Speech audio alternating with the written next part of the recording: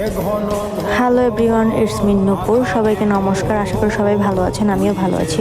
আমরা 26শে মার্চ সেকেন্ডনগর মায়ের মন্দিরে গিয়েছিলাম। এই যে গল্প, আমি, আমার মা, কাকি, আমার দেবর, আমার হাজব্যান্ড, আমরা সবাই গিয়েছিলাম সকালবেলা। তো এই যে সুন্দর গ্রামীণ পরিবেশের মধ্য দিয়ে আমরা মেলায় যাচ্ছি।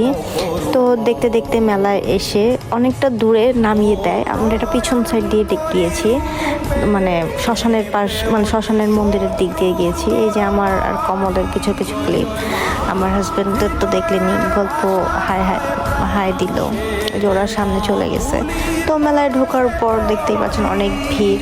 আমরা মায়ের জন্য ভোগ দেওয়ার জন্য কিছু প্রসাদ কিনবো, যে আমার হাজব্যান্ড প্রসাদ কিনতেছে। তো এই যে আমরা আস্তে আস্তে মায়ের মন্দিরের গেটে চলে আসি। গল্পর বাবা ভিড় দেখে কোলে নিয়েছে।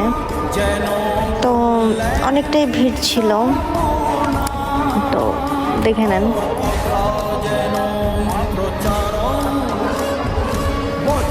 পুজো দেওয়ার আগ মুহূর্ত, পুজো দেওয়ার পর ছোট্ট একটা স্ন্যাপ নেই, কারণ অনেক ভিড় ছিল, সামনে থেকে নিতে পারি নাই। মোবাইল যদি নিয়ে যায়, আমার ক্ষমতা নাই দ্বিতীয়বার মোবাইল কেনার এখন।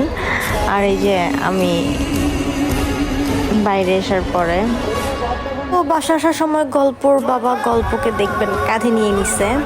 তারপর দেখবেন আমার জামাইয়ের কিছু স্ন্যাপ আছে, ছোট্ট স্ন্যাপ, কারণ আমার জামাই ভিডিও করতে পছন্দ করে না।